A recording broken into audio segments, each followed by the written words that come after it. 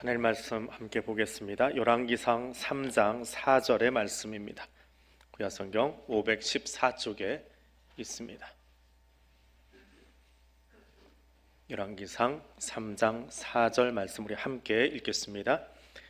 이에 왕이 제사하러 기브온으로 가니 거기는 산당이 큼이라. 솔로몬이 그 제단에 1천 번제를 드렸더니. 아멘.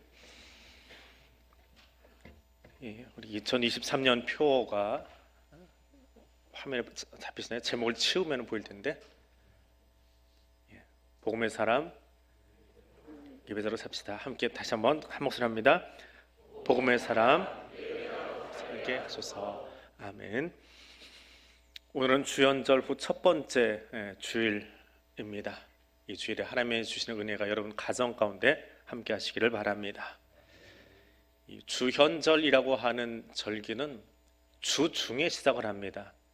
그래서 우리가 잘 이렇게 느끼지 못하는 그런 절기 가운데 하나인데, 딱 하나는 지난주에 나오고 오늘 나오신 분, 주중에 교회 안 나오신 분들은 갑자기 강대상이 허전해졌지요. 성탄트리가 싹 없어져 버렸습니다. 앞에 있던 그 화려한 장식이 없어졌습니다. 주현절이 되는 그날 성탄절기가 끝납니다.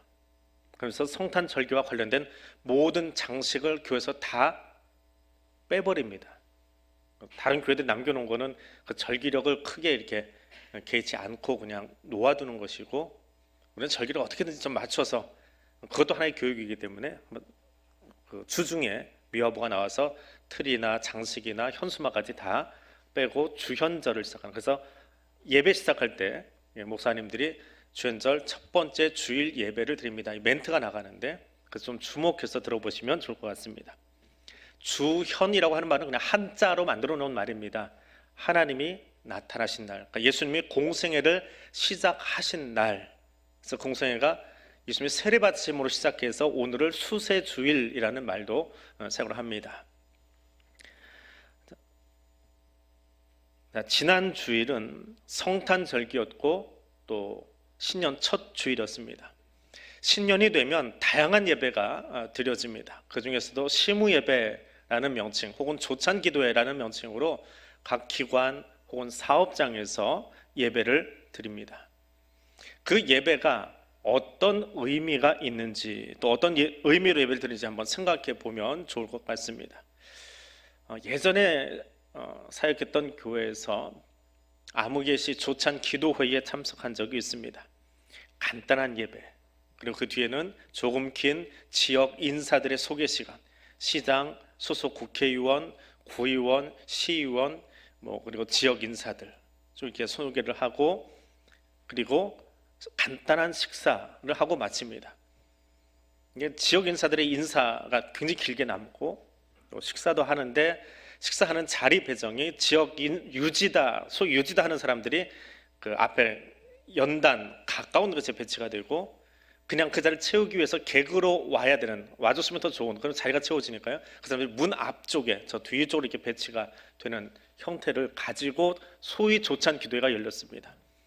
처음에는 나도 그런데 간다 하고 좋아서 갔다가 머릿속에 남는 건 하나님은 어디 가셨나, 조찬 기도인데 하나님은 어디 가시고, 먹는 것, 그리고 소위 인간들이 나눈, 사람들이 나눈 그 등급에 따라서 연단에 가까이 앉고 멀리 앉는 그런 모습에 조금 안타까웠던 그런 시간이 있습니다. 하나님은 어디 계신가요?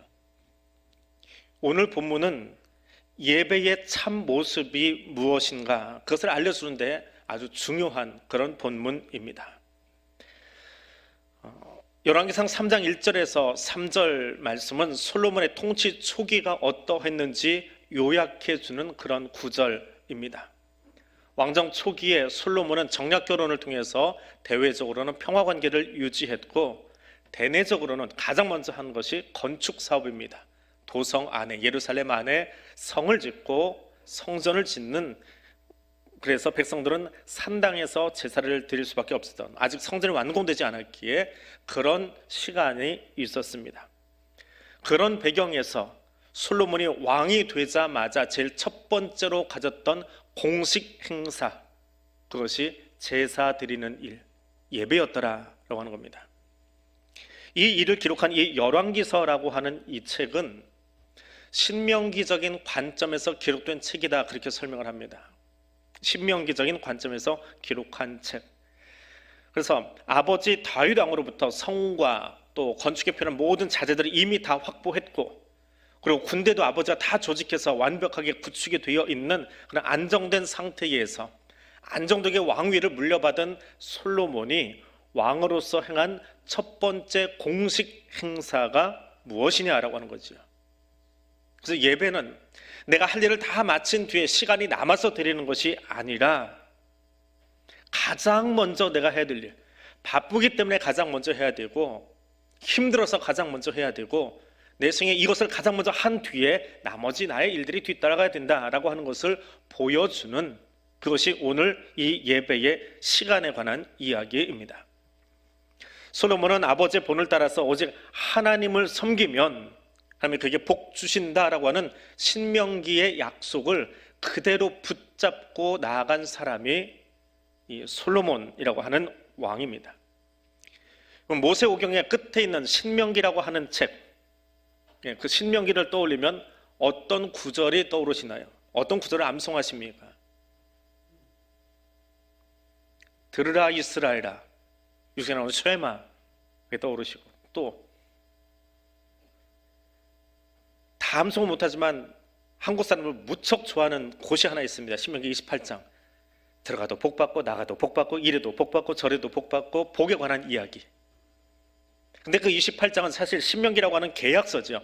나는 너의 하나님, 너는 내 백성. 자, 계약 맺자. 근데 계약에 관한 조건이 있습니다. 그 조건이 28장이에요. 이 계약 잘 지키면 복 받고, 계약 어기면 28장은요 사실 복보다 저주가 훨씬 길어요. 계약 파기 시에 나타나는 저주에 관한 이야기가 훨씬 깁니다. 이건 계약 이면사항이라는 거예요. 계약지 전면은 누가 계약을 맺었는지, 뒤에는 계약서에 대한 이행과 위반에 대한 이야기. 그게 신명기입니다. 신명기는 아주 단순해요. 긴 계약과 이거 지키자, 잘 지키면 내가 복 줄게. 그래서 그 신명기적인 관점에서 왕을 바라보는 책이 열왕기서라고 하는 책입니다. 솔로몬은 그 약속을 붙잡고 나가는 거예요. 내가 생애 초기 이 왕정을 시작하면서 왕으로서 제일 첫 번째 하나님 약속 붙잡겠습니다, 그 복을 붙잡겠습니다 라고 하는 마음으로 하나님께 나아가는 거예요. 그래서 그 삶에 다른 어떤 통치행위보다 예배가 삶의 중심에 있기를 원하는 그 모습을 보여주고 있습니다. 솔로몬 시대 시작은 예배였습니다. 열왕기서 기자는 왕이 제사하러 기브온에 갔다라고 말합니다.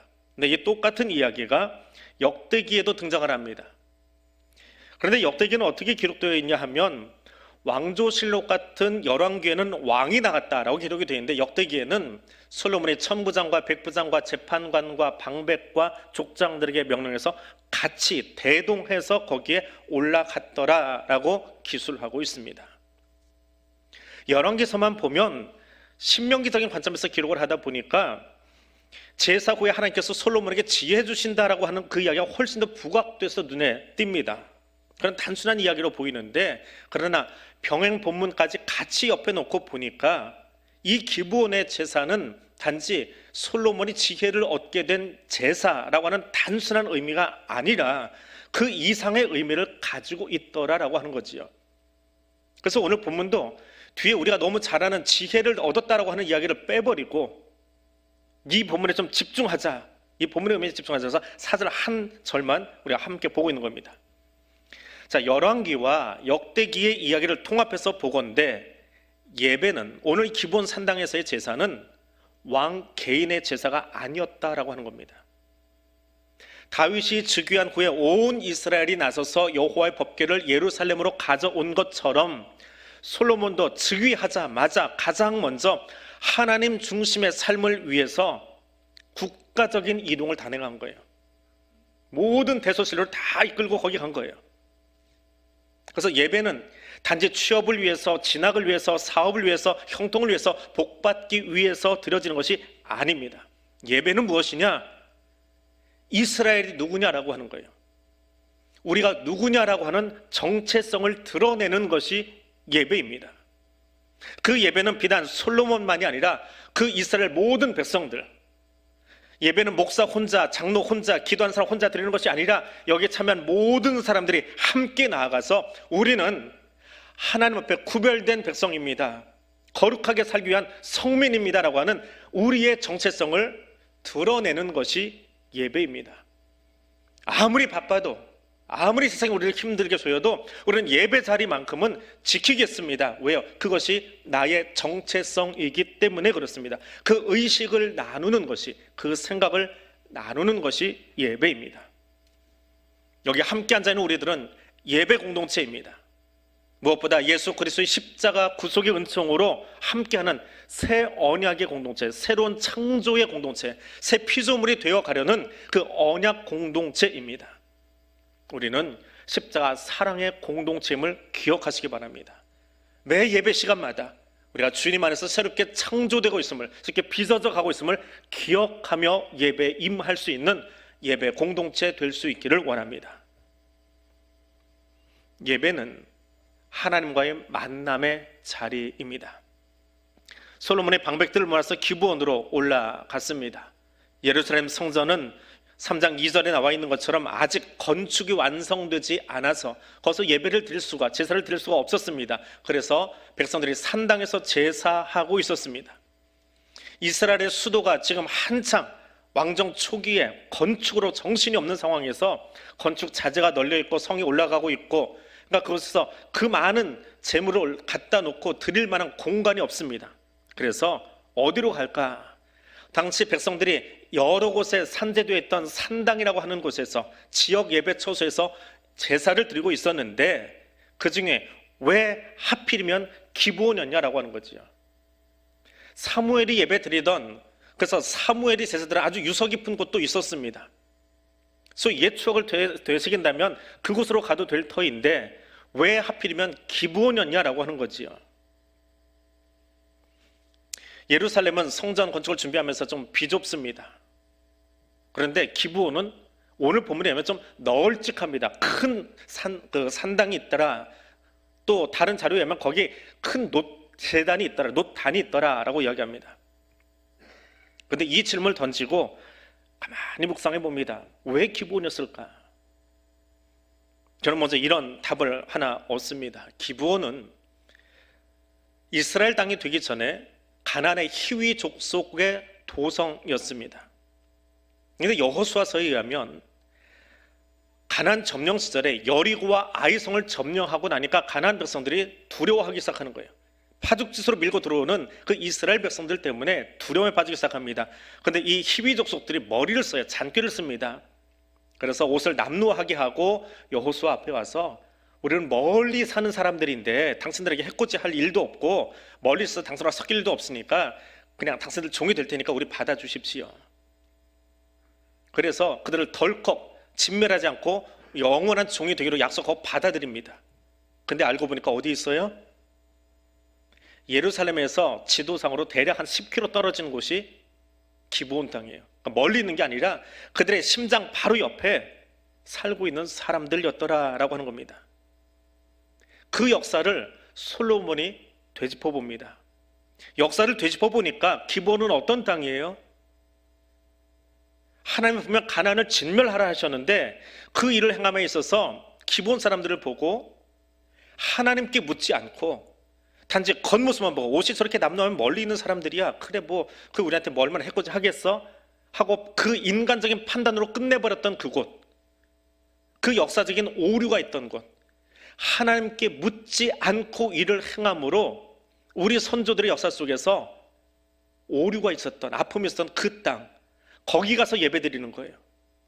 마치 우리가 일제시대를 경험하면서 서대문 형무소에 가서 그 시절을 다시 되짚어보고 우리나라를 다시 한번 기억하는 것과 똑같이 그 땅에서 우리가 다시는 이런 죄를 범치 않겠습니다. 하나님께 묻지 않고 우리가 단독으로 행하는 일이 없겠습니다.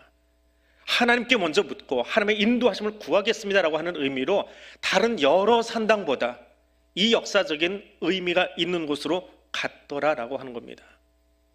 예배는 그런 곳입니다. 내가 다 해놓고 하나님 이거 허락해 주세요가 아니라 하나님께 먼저 묻고 그 답을 구하며 하나님께 내 마음을 맞추는 곳입니다.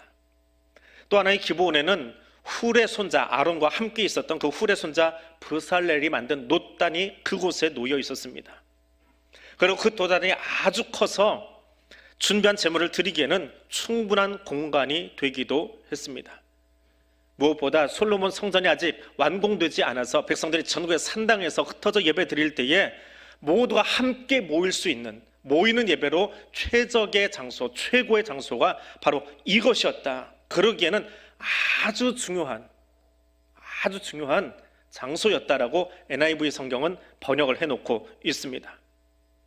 솔로몬이 기브온에서 예배를 드린 이유, 제사 드린 이유는 역사적인 사건과 현재를 연결해주고 또 새로 출범하는 그 솔로몬 시대에 온 백성이 함께 모여서 예배 드릴 수 있는 장소로서 최적의 장소로 기브온이라고 하는 것을 선택한 것입니다.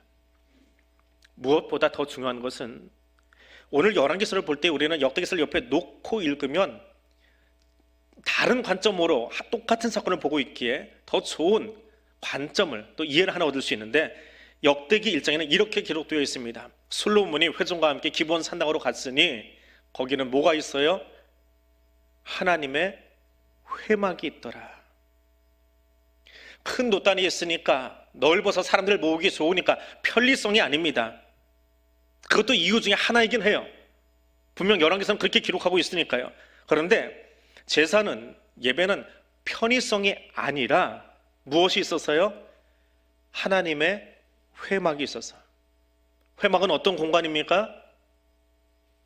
회막의 의미는 하나님과 내가 만나는 곳이 회막입니다. 역대기 기자는 왜 기브온이냐? 거기 회막이 있으니까. 다른 곳에는 임시처소이지만 거기는 하나님과 만나기 위하여 회막을 세워놓은 곳이니까 하나님 만나기 위해서 거기 갔다라고 하는 거예요. 그것이 역대기 기자의 관점입니다. 오늘 여러분의 예배는 어디서 드려지고 있습니까? 그곳에서 하나님과의 만남이 이루어지고 있습니까? 그것을 반드시 질문하십시오. 예배 출석했어요. 예배 이렇게 드렸습니다. 라디오로도 드릴 수 있고요, 온라인도 드릴 수 있습니다. 모이는 예배도 나올 수 있습니다. 그러나 가장 중요한 것, 그 예배 자리에 하나님과의 만남이 있느냐라고 하는 거예요. 출석 도장 찍는 게 중요한 것이 아니라 하나님과의 만남이 내 예배 시간에 있느냐라고 하는 겁니다. 지금 여기 모여있는 여러분이나 혹은 2부 예배, 온라인으로 지금 예배 드리고 있는 여러분이나 그곳에 하나님이 계십니까? 하나님 만나고 있습니까?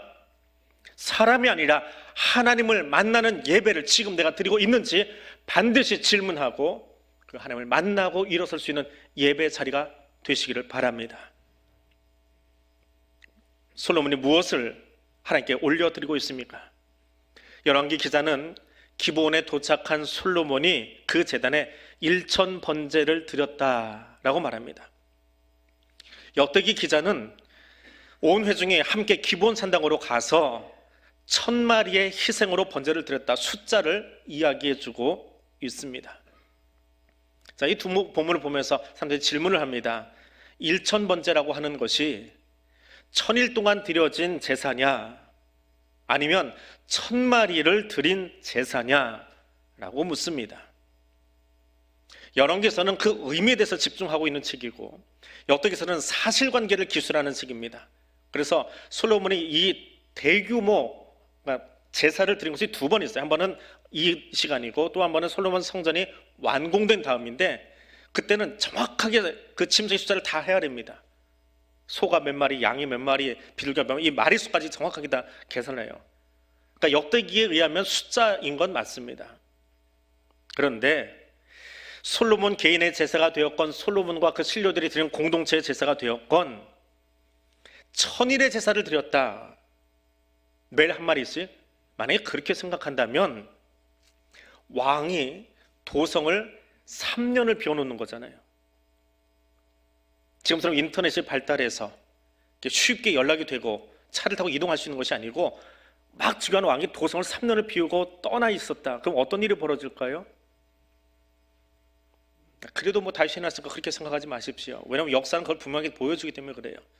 우리 고려조에 개성에서 도읍을 이동하려고 성을 새로 지은 적이 있습니다. 그리고 그것에 굉장히 관심을 기울이고 왕이 그걸 오랫동안 출타를 했던 적이 있었어요. 결국 반란이 일어나서 몇 년 동안 고려가 고생을 합니다. 그리고 천도를 포기해버립니다. 이렇게 이동하는 거 아니구나, 포기해버립니다. 그런데 막 즉위한 왕이 도성을 3년을 비우고, 1000일이면 3년이 넘잖아요. 거기에 가 있었다, 이거는 합당하지 않다라고 하는 것이 중론입니다. 그러면 왜 거기 갔느냐? 오늘 열왕기서 기사는 선지자적 관점에서 책을 기록한 이 사람은 열왕기서에서 이렇게 얘기합니다. 그곳에 큰 단이 있었기에, 그곳이 큰 산당이었기 때문이다 라고 이야기합니다. 그 놋 제단의 크기를 보건대, 역사적인 자료를 가지고 보건대, 번제는 아침과 저녁으로 제사를 드립니다. 하루에 2번 드리는 제사예요. 아침과 저녁에 거기에 올라갈 수 있는 규모를 계속 계산을 해보니까 일주일이면 이 제사가 끝납니다. 그러니까 일주일은 쉬지 않고 제사를 드리는 거예요. 아침 저녁으로. 그리고 일주일 정도 예루살렘에서 한 10km 떨어진 기본에 가서 제사를 드리고 다시 돌아왔다, 그렇게 보고 있습니다. 그래서 1000번제를 드렸다라고 하는 이 말은 1000일의 날짜냐 혹은 1000마리의 숫자냐, 그것이 중요한 것이 아니라 솔로몬과 백성들이 이제 막 새로 태동한 이 정권, 이 정부가 1000마리에 이를 정도의 많은 재물을 가지고 가서 일정 기간 동안 자주 아침과 저녁으로 쉬지 않고 하나님께 제사 드림으로 새로운 정부를 시작하고 있다, 우리의 정체성을 확인하고 있다라고 하는 의미를 담고 있는 겁니다. 더군다나 레위기에 나오는 그 수많은 제사들 가운데 가장 절차가 까다롭고 조심해야 되고 최선을 다해야 되는 그 번제 제사를 드리고 있는 겁니다. 얼마나 까다로운지 아십니까? 그 순서를 다 지키려면 한 마리 한 마리에 얼마나 많은 사람과 수고가 들어가야 되는, 헌신이 들어가야 되는 그런 제사인데요. 또 하나, 이 번제라고 하는 말은 올림이라고 하는 의미를 가지고 있습니다. 올리다, 올려드린다. 신하가 군주에게 예물을 바치는 것처럼 제물을 드리는 사람이 충성과 헌신을 상징하는 것이 번제 제사입니다. 그래서 오늘날 우리가 드리는 헌신 예배의 의미를 대부분의 학자들은 번제 제사로 봅니다. 오늘 재직 헌신 예배 드리지요? 그것은 재직들이 자신을 번제 제물로 하나님께 올려드린다라고 하는 의미예요. 그것이 헌신 예배입니다. 즉위식을 마친 솔로몬만이 아니라 함께한 천부장, 백부장, 재판관, 방백들이 하나님 말씀에 나의 군주, 나의 왕이신 하나님 마음에 나를 맞추기 위해서 나를 올려드리는 것, 그래서 번제 제사를 드리고 있는 겁니다. 그래서 그 순간 기브온에서 1000번제를 드렸던 그 모든 사람, 비단 솔로몬만이 아니라 그 모든 백성들은 이스라엘의 진정한 주권자가 솔로몬이 아니라 올려드리고 있잖아요, 왕에게 하나님이심을 다시 한번 기억하는. 그래서 계속해서 1000마리를 죽이며 가르며 다시 한번 반복하며 가슴에 새기는 시간이 되었더라라고 하는 겁니다. 솔로몬은 다윗과 다르게, 사울과 다르게 위대한 지위, 특권, 왕으로서의 모든 권한, 재물 다 가지고 시작한 왕입니다. 그러함에도 불구하고 그런 왕인 솔로몬이 나의 주권자는 하나님이십니다. 이 땅의 주권자는 내가 아니라 하나님이십니다.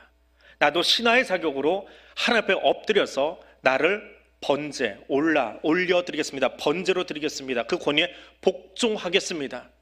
근데 그것을 한 번만 하는 것이 아니라 일주일이 되었을지 1000일이 될지 모릅니다. 계속해서 하나님께 올려드림으로 반복해서 내 가슴에 새기는 최고의 제사, 그것이 1000번제라고 하는 말입니다. 그래서 1000번제는 몇 마리를 드렸느냐, 며칠 드렸느냐, 그것이 중요한 것이 아닙니다. 1000번제를 드리고 나서 지혜를 받았다, 무엇을 받기 위한 도구로 예배가 도용되어서는 더더군다나 안 됩니다. 예배는 최고의 가치를 가지신 그분에게 내가 최상의 예의를 올려드리는 것입니다. 예배는 하나님의 마음에 나의 마음을 맞추기 위해 무엇을 드리는 거예요? 나를 산 제물로 하나님께 올려드리는 것, 그것이 진정한 영적 제사, 우리의 예배입니다. 오늘 말씀을 맺습니다. 2023년을 시작했습니다.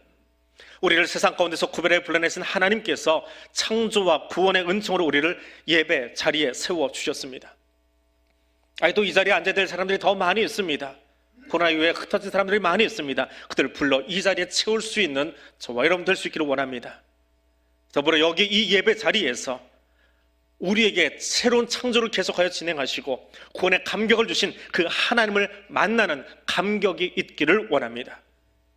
그리고 이 예배 자리에 지금 임재하셔서 우리와 함께 하시는 그 하나님께 나의 1000번제를 올려드릴 수 있는, 나를 산제물로 하나님께 올려드릴 수 있는 최고의 예배가 매 순간 드려질 수 있기를 원합니다.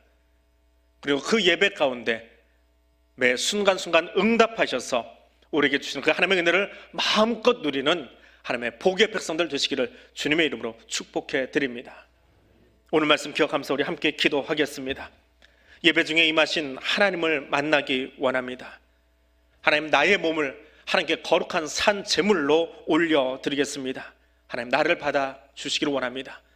그리고 이 예배 중에 오셔서 우리의 기도에, 우리의 예배에 응답하시는 그 하나님과 함께하는 임마누엘의 삶이 될 수 있기를 원합니다. 이 세 가지 기도 제목 가지고 우리 소리내어서 함께 2분 정도 함께 통성으로 기도합니다. 거룩하신 하나님, 감사합니다. 오늘 이 예배 가운데 우리를 불러주시고 하나님 만나는 거룩한 예배 자리에 세워주신 것을 인하여 감사드립니다. 예배 자리에 임하신 거룩하신 하나님을 만나는 이 자리 될 수 있기를 원합니다. 사람을 만나고 사람을 보고 돌아가는 자리가 되지 아니하고 여기 임재하신 거룩하신 하나님을 만나며 그 감격 속에 일어나는 예배가 지금 우리의 예배가 될 수 있기를 원합니다. 주님, 이 시간 다른 것이 아니라 나의 몸을, 나의 시간을, 나의 심장을 하나님께 거룩한 산제물로 올려드리길 원합니다. 나의 군주 되신 하나님께, 나의 왕이신 하나님께, 나의 주권자이신 하나님께 주여 나를 올려드립니다. 다른 것을 올리지 않겠습니다. 다른 사람을 올리지 않겠습니다. 내가 하나님 앞에 순종하며 엎드리기를 원하오니 주여 나를 받아 주시옵소서. 그리고 예배에 임하신 하나님, 우리 응답하신 하나님, 그 하나님을 만남으로 말미암아 감격 속에 우리의 삶을 살아 나아갈 수 있는 하나님의 거룩한 백성 되기를 원하오니 주여 여기 오셔서 나를 붙잡아 주시고 나를 새롭게 하여 주옵소서. 그리고 이 한 해 우리가 드리는 이 모든 예배가 그렇게 하나님을 만나며 하나님께 나를 올려드리며 하나님과 함께하는 거룩한 살아있는 예배 공동체 될 수 있도록 성령님 우리 가운데 함께해 주시옵소서. 거룩하신 하나님, 주연절 첫 주일 나의 마음이 하나님께 온전히 맞추어지기를 원합니다. 나로 가득했던 마음이 예배 중에 임하신 하나님을 만남으로 나는 죽고 오직 예수 그리스도로 살아가기를 원합니다. 나의 몸을 하나님께 거룩한 산제물로 올려드립니다. 우리의 예배를 받아 주옵소서. 우리가 드리는 예배에 성령의 불로 응답하여 주시옵소서. 우리의 삶의 자리에서 성삼위 하나님과 동행하기를 원하오니 성령 하나님 우리를 말씀에 굳게 매어 주옵소서. 예수님 이름으로 기도드립니다. 아멘.